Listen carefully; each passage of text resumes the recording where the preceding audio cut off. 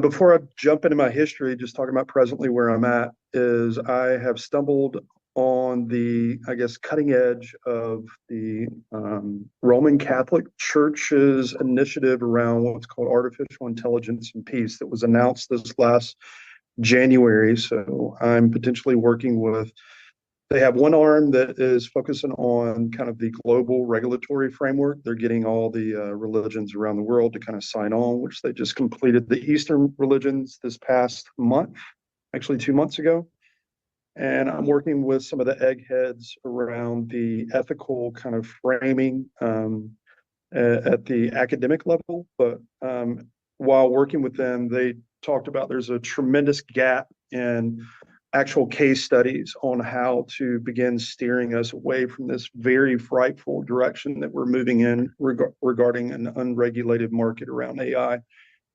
So with that direction, pivoting that direction in mind, what it turns out that all the panelists on this roundtable and many others across the United States, and hopefully you all that want to join this movement, can begin filling that gap with a case study on basically defining the distinct characteristics between what is a machine-based intelligence and what makes us so cosmically, I'm not trying to sound woo-woo, but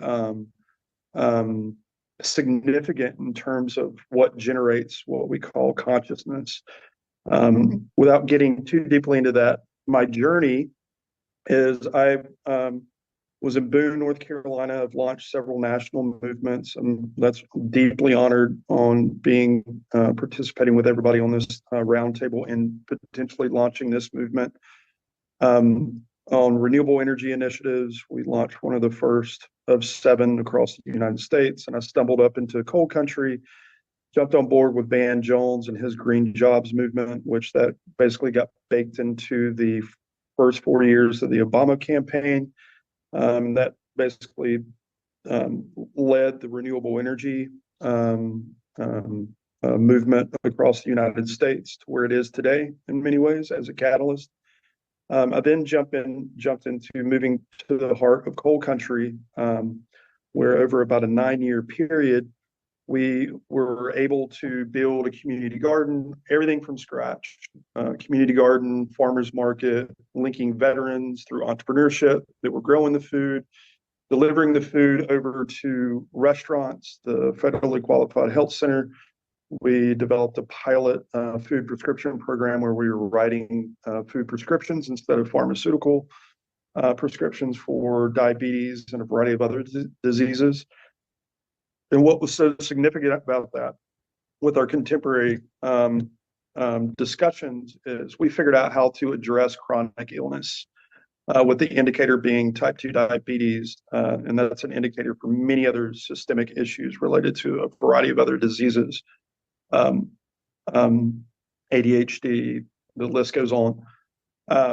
We were able to make a significant dent in what the CDC called the diabetes belt in the heart of coal country in Mingo County, West Virginia.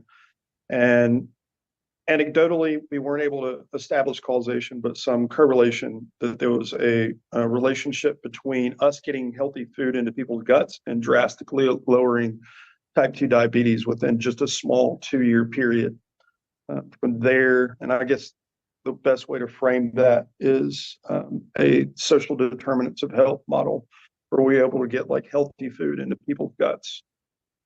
After leaving there, I went to my home city in Winston-Salem, of which you'll meet 2 beautiful women that I worked with over the past 9 years here shortly. And when I was there, I worked on one of the largest urban farms in the country and worked directly with Dan Kittredge and the Bionutrient Food Institute and kind of filling a gap in their research. They had definitively defined a new field of research around correlating the way that we manage soils and how it relates to nutrient density of the foods. But a gap around that was what happens when that nutrient dense food hits the guts of people. So that was, at the time, my expertise was around, again, social determinants of health, getting healthy food into people's guts. But I was also working on one of the largest urban farms in the country at Cross North School and Children's Home, which so happened to be steeped in the science of trauma resiliency that relates to our neurophysiology of trauma. I had originally worked with some veterans when I was a part of the core team that got industrial hemp legalized. And in working with them, I stumbled into the Michigan studies that began correlating getting our hands in the soil or relating to farms and how it heals veterans and PTSD and across the board. So that experience led me to not only figure out what happened when that bionutrient food hits the gut, but how it affects the neurophysiology and then how it affects the brain. And that got me into the science of consciousness, such as like Stuart Hameroff's research.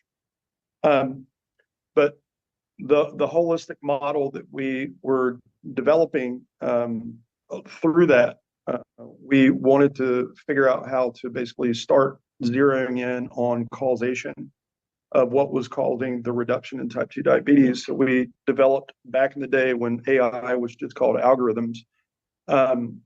We were developing a resilient communities index that basically aggregated all the existing data. So there's reports that are being built on a variety of issues that like the National Institute of Health, EDA, USDA, all the other agencies basically compile data. Some of this data informs the way foundations like distribute funds as well as agencies. And what we wanted to do is, since most of those reports were not accessible to the people, we developed this very innovative augmented platform that aggregates all that data so we can simultaneously within the federally qualified health center begin tracking and figuring out what is the actual causation and reducing type 2 diabetes. Fast forward to today with some of the innovative work with the Bionutrient Food Institute. They are beginning to use machine learning to correlate what is the way that farmers are building up soils and increasing nutrient density. So I can't really dive too deeply in it, but that gives like some direction of the way AI is beginning to, that we can begin using that as kind of a dashboard of steering ourselves away from this kind of dark direction of unregulated AI and then leveraging it for this movement for regenerative agriculture. But yeah, hopefully that connected most of the dots. But we will be releasing with our global team, with the Living Architecture Systems group and many other groups that we're working with, a journal through the Riverside Architectural Press, which is a university press out of the University of Waterloo, one of the 25th best schools in the computer sciences around the world. It's a very, very high profile journal that's going to be exploring how the intersections between AI and regenerative agriculture can begin to chip away at chronic illness and all that kind of stuff. So basically, hopefully that fills that in